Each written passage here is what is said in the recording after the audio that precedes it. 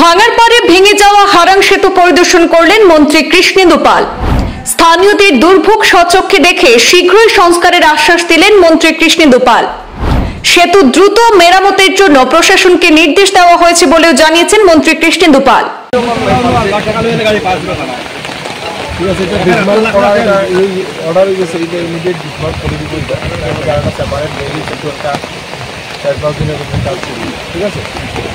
দেরিতে হলেও আজ 3 দিনের মাথায় ভাঙার পারে ভেঙে যাওয়া সেতু পরিদর্শন করলেন পূর্ত বিভাগের মন্ত্রী কৃষ্ণেন্দু পাল।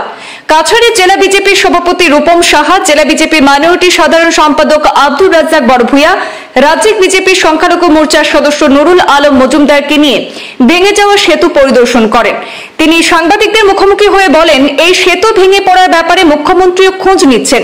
মুখ্যমন্ত্রীর নির্দেশ অনুযায়ী 30 দিনের মধ্যে মানুষের যাতায়াতের জন্য বেইলি সেতু নির্মাণের পাশাপাশি 10 টনের যানবাহনের চলাচলের জন্য বিকল্প সড়ক হিসেবে কালাইন শিলচর সড়ক সংযোগী সোনাপুর রংঘর পূর্ত সড়ক দ্রুত সংস্কারের আশ্বাস দিয়েছেন মন্ত্রী কৃষ্ণেন্দু পাল। তৎসঙ্গে বেইলি সেতুর পাশে স্থায়ী সেতু নির্মাণের কাজ শুরু হবে খুব দ্রুত। এদিন নির্মাণের 1 মাসের মধ্যে ভেঙে পড়া হারাং সেতু পরিদর্শনের পাশাপাশি ছোট যানবাহন চলাচলের বিকল্প সোনাপুর রংঘর পূর্ত সড়কের কাজও পরিদর্শন করেছেন মন্ত্রী কৃষ্ণেন্দু পাল। গত পরশুদিন রাত্রে যে সময় এই ব্রিজটা কোলাপস হয়ে যায়, সঙ্গে সঙ্গে আমার কাছে খবর আসে এবং আমরা মাননীয় মুখ্যমন্ত্রী মহোদয়ের সঙ্গে আলোচনা করি এবং আলোচনা করার পর সঙ্গে সঙ্গে মুখ্যমন্ত্রী মহোদয় যাতে এটা আবার বেইলি ব্রিজ ইমিডিয়েট NHIDCL এর সঙ্গে আলোচনা করে যাতে 1 মাসের ভিতরে এখানে বেইলি ব্রিজ তৈরি করা হয় এবং এই ব্রিজকে ডিসমেন্ট করে আবার নতুন ব্রিজ এখানের মধ্যে তৈরি করার জন্য ব্যবস্থা হাতে নেওয়া হয়েছে।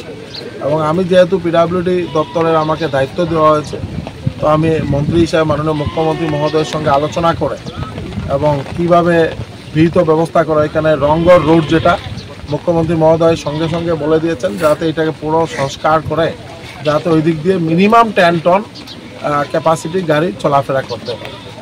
আরও যদি আমরা ইমিডিয়েট যাতে আমরা সবাই মিলে সহযোগিতা সবার লাগবে এবং এইখানের মধ্যে অনেক অভিযোগ করেছেন এবং আমি অলরেডি ডিসি মহোদয়কে আজকে রিভিউ মিটিং আছে, রিভিউ মিটিংয়ে এইটার পুরো তদন্ত যাতে করে যদি কোনো প্রকৃত দোষী থাকে তাকে যাতে শাস্তি দেওয়া তার ব্যবস্থা নেওয়া হয়। Thank you.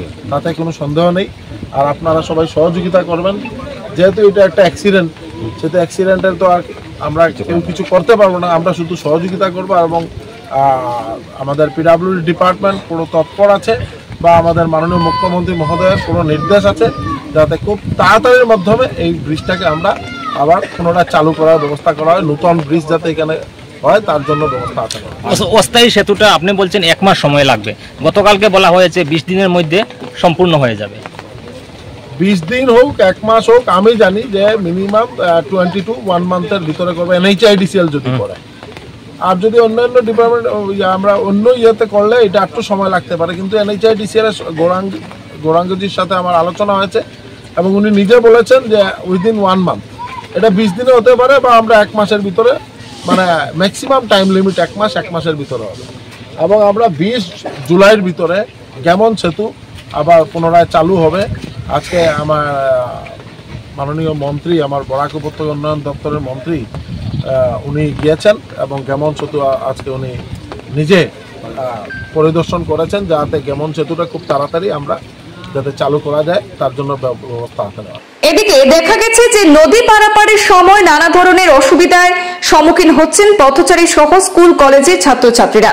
এতে সেনা জওয়ানরা কঠোর নিরাপত্তা ব্যবস্থা নিয়ে নদী পারাপার করাচ্ছেন স্থানীয়দেরকে।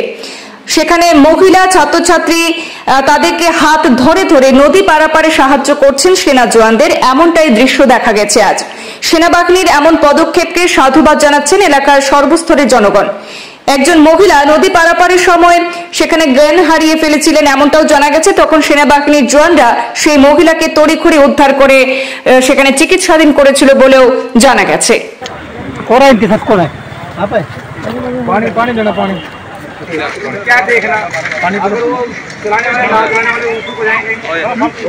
একটু পানি খাইলো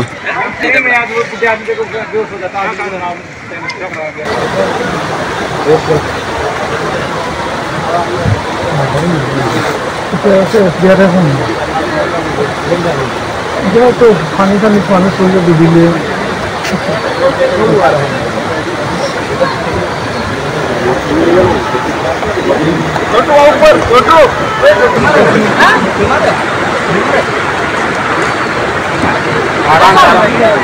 বিমার